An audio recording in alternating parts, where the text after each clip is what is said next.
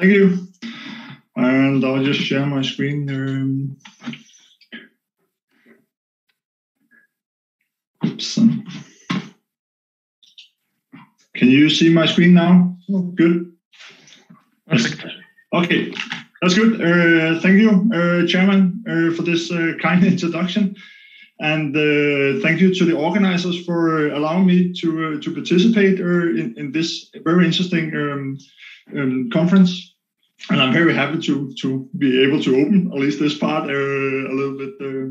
So my title today is Selective Catalysis using metal nanoparticles. I just thought for a sec, since we are spread all over the world, many of the speakers, I just want to say where am I? Where is the technical university? So it's in the Denmark, in the northern part of Europe, where we have our main campus a little bit north of Copenhagen.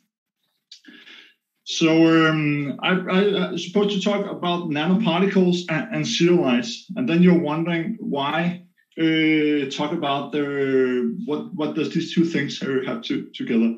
So I'll just go a little bit into what our group is mostly making materials, a lot of different types of materials, and that includes zeolites, that includes nanoparticles, and polymers in different ways. So we try to engineer materials with a specific purpose. And today the purpose is catalysis, and try to figure out and get some properties which is specific for some specific catalytic reactions. So today I'll try to combine two of the areas we're working on. This is nanoparticles and this is the zeolites, and combine it and talk something about the application in catalysis. So if you look at a nanoparticle in operation, here is some nickel nanoparticles. They're actually not that stable as we believe. They actually move around at these high temperatures, and this can be quite challenging when you do catalysis. That these particles are simply moving around. That can result in several things. One thing is, of course, osmoripening or simply agglomeration. Because of the high temperatures, you get agglomeration of the nanoparticles. When you get agglomeration of nanoparticles in catalysis, then often that means loss of activity because it's on the surface of these particles, or the fun catalysis is taking place. So this part of this talk is going to be about how do we stabilize nanoparticles, and here zeolites comes into place. So today I'm going to talk about using zeolites as some kind of matrix to stabilize nanoparticles. So you have the zeolite framework, and then you put the nanoparticles in the framework. You can, of course, also do this. There's many ways to do it, but ion exchange and things like that. But I'm only going to talk about quite big nanoparticles or clusters, which often are larger than the pores of the zeolites. So in this way, the zeolite holds to hold the nanoparticles in place, so we don't have all this movement around, which can be a huge challenge in some cases. So basically, if you're not into catalysis, what I'm trying to do is to take some very big balls and try to squeeze into some very small holes, which can be a little bit of a challenge from time to time. So how do you go around making some of these materials?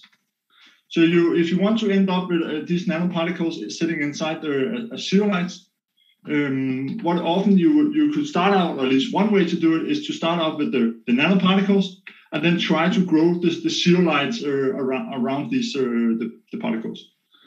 People have succeeded this in several different ways. I'll just show one example here. We did now some years ago. So just an example here, you could take a solution where you have the nanoparticle maybe stabilized in the solution. Then you maybe link them to a silica in one way or another, and then you can do your crystallization of your zeolites in the same way as we know it. You put in maybe some structure divergent agent and a silica source. Then you might end that some of the particles end up in the middle, but some of them might also end up on the external surface. If they're sitting on the external surface, we don't have this stability as we are talking about, because of course then they can move around. That's why you may have to remove them, the thing one sitting on the external surface, if that's going to be an issue. So how could this type of materials look? This is an MF5 zeolite with just some gold nanoparticles sitting inside there. We can try to turn the sample around a little bit in the microscope just to see are the particles actually saturated inside the pores or inside the zeolite crystals. You can see in this one that part of the materials down in the bottom corner is sitting a little bit outside, but the majority in this way ends up. One of the challenges with this synthesis procedure is it takes quite a long time. So it can take up to 3 weeks to synthesize a batch, so that's maybe not ideally for if you want to do industrial production. So one thing, of course, you can get here is some kind of thermal stability, and just to prove that in a simple way is just here we are taking the same material and try to heat it up in the microscope in the E-temp under a small atmosphere of a low pressure atmosphere of oxygen and see what happens at different temperature. And you will see at the beginning at low temperature you see a little bit of agglomeration, but then the material seems to settle in one way or another. And even though you heat up the material to 500 degrees, it seems to be quite stable for the material. If you another thing which zeolites are known for is of course selectivity. We know that due to these specific pores, the crystallinity of the pores, there's only certain molecules can get in there and do what normally we use them for catalysis zeolites by themselves. So if we now are able to capture some of the nanoparticles inside the pores, and only inside the pores, we will be able to do some quite selective catalysis using nanoparticles. So basically, it's just illustrated here with some fish.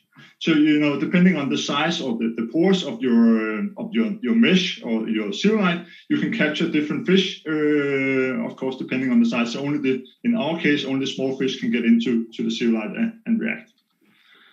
So just a small example here, model reaction. So here we have a benzaldehyde and a substituted benzaldehyde. And this is, if you take an MF5, you have a size of 0.5 nanometers. So only the small benzaldehyde will be able to get in there. And if you mix those two aldehydes and do a simple oxidation reaction, what you will see is that only the small aldehyde will react, whether the larger aldehyde will simply stay unreacted in the solution. Here's a reference also just of a standard gold catalyst. Then you're wondering, can you do other things? Gold is very interesting, but can you also do other metals? Yes, you can easily do other metals. I just brought here an example of nickel. So simply starting out with some silica, some fumed silica, impregnated with a nickel precursor. Then we did something a little bit different here. We decided to pass over methane. And anybody working with methane and nickel knows that you're going to have a lot of coking. So here then you form a lot of coke on top of your nickel and your silica. But then actually you have a starting material to make carbon templated mesoporous zeolites. So then you just throw in your SDAs or maybe your alumina source if you want that, and your silica source you already have there. And then you do recrystallization, and then you can burn away your carbon. So how could that look like? You simply get nice mesoporous zeolites, which are a little bit more fluffy, but you still have the nanoparticles. It's a little bit difficult to control the size of the nanoparticles in this case, but you can do it with a range of different metals. There are some drawbacks with this method, which I will come back to later in the talk. You can make different zeolites. We did it, I think, with 4 different, some of the most common one, beta and zeolite Y and Selective 11 and MF5.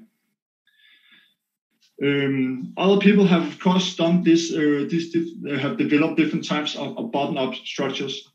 So there's not only one way of doing it. Here is an example with using polymers as the starting material and then growing the nanoparticles around that. But one thing you could also do, instead of first making the nanoparticles and then growing the zeolite, you could actually also try to make the nanoparticles and the zeolites at the same time and make the materials. And one of the first examples was from Professor Yu's groups, where they're taking the silica gel, and in that one they're actually putting some complexes of I think it's of different metals here in this case palladium, and then you actually form everything here. So that's why in this case you need to have some stable complexes of your starting material for the nanoparticles. So it looks a little bit like this.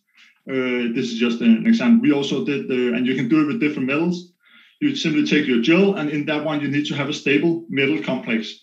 That gives a little bit of challenge that there's mostly noble metals you can have in there, because you don't want your metal to precipitate in the basic solution if you're running a very basic alkaline or zeolite gel.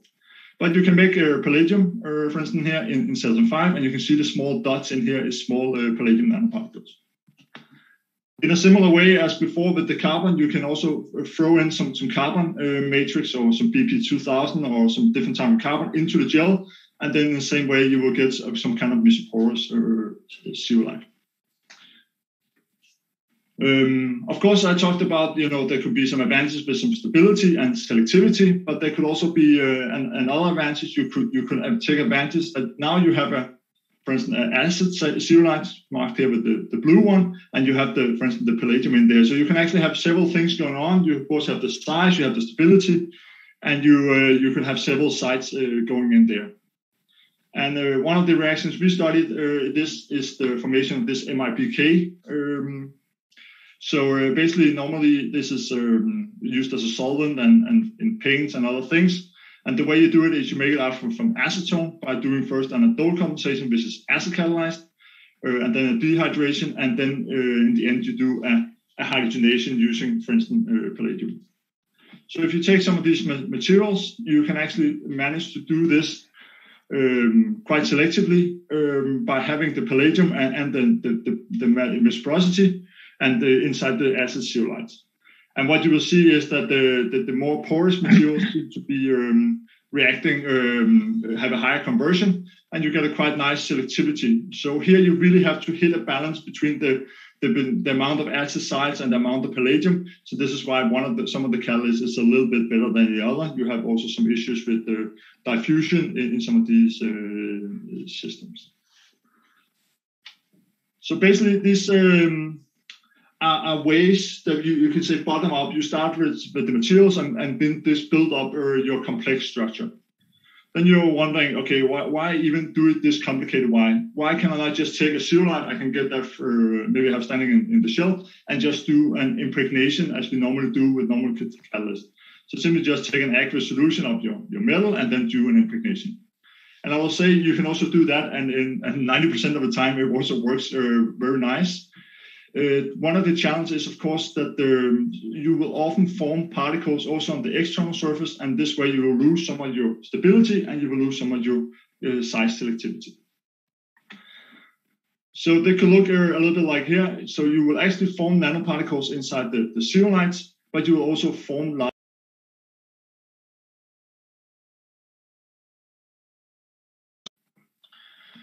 People have, of course, tried to get around this in various ways, and this is just an example from ITQ with Manuel and Avelino trying to get around. Okay, if you want to do for instance, the chapter side, can we try to play around with the reaction conditions of the gases when we do the reduction and the oxidation to actually capture some of these materials in there. Especially for they're trying to make trapezoid. This is a small pore zeolite, then the impregnation is quite difficult, especially if you also have different cations in there, then there can be. Another way to go around is what Kegnaes and Stacey Stones have been working around is trying to, okay, if it's difficult to get in, for instance, in a small pore zeolite, could we then put the nanoparticles in a big zeolite and then try to do an interzeolite transformation with the nanoparticles in there and collapse the structure around that. And they showed that, for instance, for MFI. We tried also to do it with for the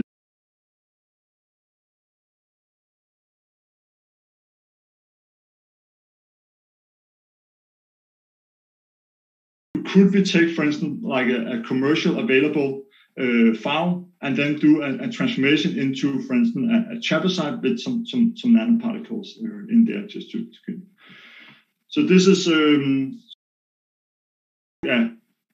could take zeolite Y or photosite and do add potassium hydroxide, then you can form the chalcocite. If you then add the nanoparticles in, for instance, in a precursor solution, then they often will end up on. So our idea was to take the large pore zeolite and then form the nanoparticles and then do the transformation. And in this way, you will hopefully end up, after you do an interzeolite transformation, with all the particles. So here is just some TEM images. So you have the zeolite Y over here, and the particles are a little bit difficult to see, but we try to mark them with white. And you're actually able to form quite nice particles with there. Then you can add your potassium hydroxide to do an interzeolite transformation into chalcocite, and in this way capture the material, the nanoparticles in there. I have to say this doesn't work all the time. If you start to dissolve all your zeolite Y, then there's no reason for the nanoparticles to stay inside there, because then they start to come in solution, and this way you can form bigger particles. But it always works a little bit better. Than if you just do a normal impregnation of, for instance, chalcocite. We of course tested this one, and this is just in the model reaction to see if you have the stability. Yes, you have some stability in there, but if you put them into extreme condition, for instance, steam these materials for 600 degrees for 18 hours, then you will lose activity, but you will still have better activity with this encapsulation compared to a traditional synthesis method. One method we looked a little bit into also is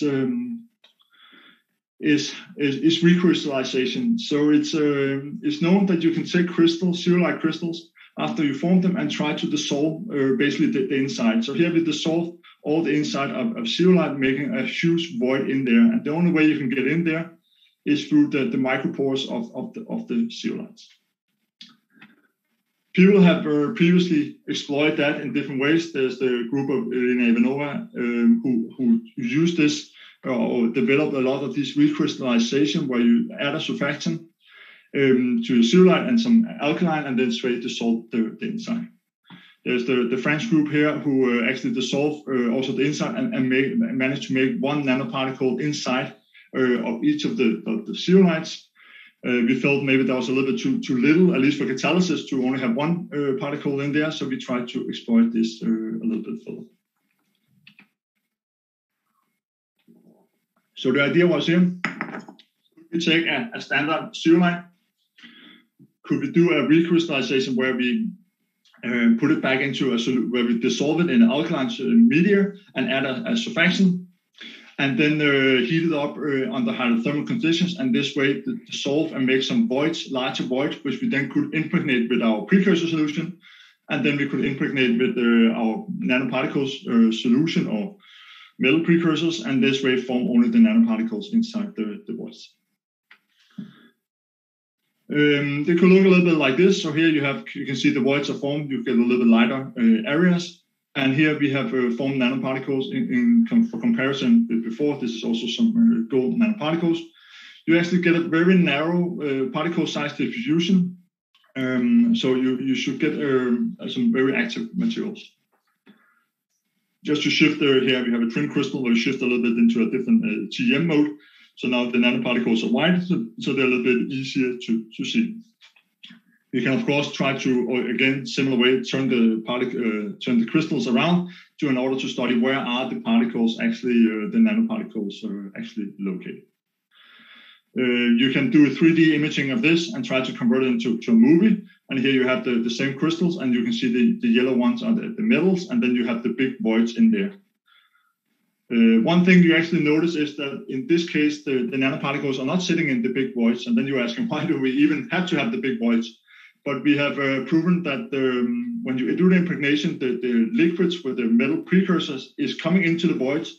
And then when you do the Heatman, for instance, in hydrogen, the liquids try to escape out, and then the nanoparticles are formed or captured in the small pores, the micropores, trying to escape the zeolite crystals. This is, of course, only one zeolite crystal. And are we just lucky that we can find one zeolite there? So, but of course, we also have done some some bulk techniques. So here we some XPS. So here you have the reference, and what you see in XPS, since it's a surface-sensitive technique, you will only see the material sitting on the external surface, and you clearly see this in the conventional materials that you get peaks from the metals. If you encapsulate it during the recrystallization, you don't see any peaks at all from the metals. See, if you look into catalysis, here oxidation of bioethanol into acetaldehyde. We are very much interested in forming the acetaldehyde, not going all the way further to the acetic acid. You see a low temperature, you only have the alcohol, but then a high temperature, you get a conversion of the alcohol, and then you start to form the acetaldehyde. And if you take and compare these two materials made in, you have the same compositions, but the particles are sitting differently, you actually see you lower the reaction temperature. Well, if you need to have 50% conversion, you can go to much lower temperature, and you get a much more active materials if doing these conversions. We have also done this with other metals. Here, this is, for instance, with nickel nanoparticles, where you can do it in a similar way. One thing we, of course, we start to notice if we start to do the XPS of nickel is we actually saw some changes in the, not only that we see, we actually saw some changes. And one of the changes is, or the differences is here, we actually seen that for the metal nanoparticles encapsulated inside the zeolite, they are more on an oxide form, so they're a little bit more oxidized compared to the ones sitting where you do the traditional way. And that might influence once the catalysis. It could, of course, also be something. It's always difficult to make materials with exactly the same particle size, but it seems to be that the ones sitting in there are a little bit more oxide. Of course, it makes sense that you're sitting very close to an oxide in the framework in there. So if you try to test, for instance, the nickel ones here in the methanation, the Selective reaction going from CO2 to methane using hydrogen, you're actually seeing that, again, similar trend as before. So the encapsulated ones, they seem to have a much higher catalytic activity, the conversion of the CO2, and then here the formation of the methane, whereas you mostly form CO for the other materials. Of course, the stability, as I talk about, is interesting. So if you do a little bit longer term experiments, you see for the encapsulated one, you mostly form methane. Over these 50 hours, you get very stable conversion, and you barely form any CO. Whereas the conventional ones, you form a lot of, you have a lower conversion. On the other hand, you also see a deactivation, so you start to form less and less methane compared, and then you also start to form more and more CO. So we have both higher activity, and we have a better stability for these type of materials. We have, of course, been very interested in these mesoporous zeolites. And one thing you could say, okay, couldn't we just take a mesoporous zeolite and impregnate it? Yes, of course, we have also done that, and I have not shown it today. And then you, of course, in the mesopores, you will be able to form the particles. Challenge here is, of course, that your particles in nanoparticles could, in theory, fall off or agglomerate outside there, and you don't have the same size selectivity, because if you're sitting in the mesopores and you don't have to go through a micropores, you don't have the same size selectivity. So we have looked a little bit into other cases into how to grow shells of microporous zeolites around already existing mesoporous zeolites. So if, for instance, you take a mesoporous Selective 5 here, you can put some structure derivation agent and some tears and put it and continue the synthesis and do a calcination. And what you see here is the same material here, where we actually just grown a small microporous shell all the way around there. In this way, we have made small compartments of the mesopores, and then we cover them with the micropores all the way around. And in this way, we have a place for storing our nanoparticles. So we could imagine several approaches. So if we have a mesoporous zeolite here to the left, we could grow our closed with a shell, showing this recrystallization. And then we could do the impregnation of a precursor solution and form the nanoparticles. The majority of the particles will end in the middle, but some of them will also sit on the external surface. But you could also put in the nanoparticles before you grow the shell, and then afterwards grow the shell, and this way you will completely encapsulate all the nanoparticles in there. And just for example, here we started with the nickel and platinum, just to see if there are any pros and cons with one metal compared to another one, and also depending on the different metals. And this is just to show some TEM images. So the first one here is just the mesopores, and then you can see when we grow the shell around that, we get some very much smooth surface in there. We have tested this in different reactions, and I'll not go too much into the detail. But if you make the approach 1 here, where you have a very microporous shell around that, you can actually get some very nice size selectivity, so you can only hydrogenate, for instance, the small alkanes, where the larger one will simply stick out. If you do hydrogenation, for instance, of CO2, as we saw before, it doesn't really matter if you have the micropores around there or not. On the other hand, you get a higher stability if you have the micropores simply to confine the nanoparticles. And then you say, okay, so which approach is the best one? Is it 1 or 2? We tried it with different, both noble metal and base metal, and yes, at least for the noble metals, it's much better to do approach 1 because you get smaller particles.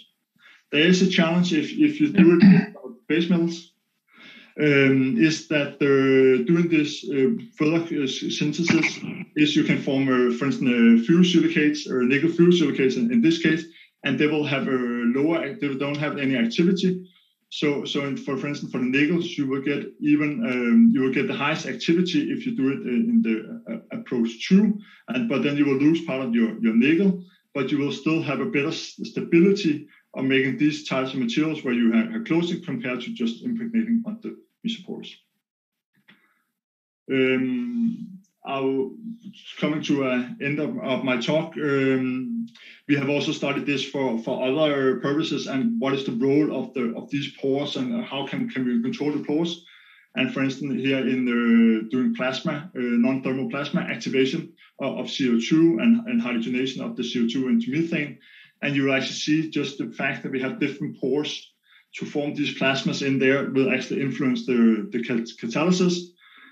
The conversion might not see that much difference, but actually the selectivity changes quite a bit depending on which kind of pores you have there and pore structures.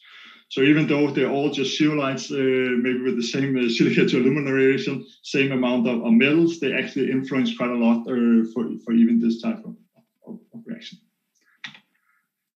So I hope today I have talked a little bit about the thermal stability and why to put nanoparticles and why we do this into zeolite. I also hope to show some examples that you can get some selectivity, size selectivity in these materials and stability. And shown a couple examples where people have combined bifunctional, both the use of the zeolite's acidity and the catalytic activity of the nanoparticles. Some of the techniques I've been using is recrystallization. So even though you made your materials, you can either dissolve the inside or you can grow new shells. And all these the influences the particle size, but also the position influence the catalytic activity, both the selectivity, but also the activity and the oxidation stage of some of these materials and what you're forming. And finally, I also talked a little bit about hierarchical zeolites and where the micropores and the mesopores may play in together. Of course, I have to acknowledge a lot of people, external people, who have helped over the years making a lot of these types of materials. So thanks for those. Importantly is, of course, also the group members at the geochemistry who worked in here. I'm sorry, this is our last group photo because we were closed down, so we were only allowed to make group photos like this. So a huge thanks to all these people who actually did all the work around there. All this, of course, not been possible without the funding from different companies and private fundings. So also a huge thanks to this. And with this, I would like to say thank you for your attention, and I'm open for any questions.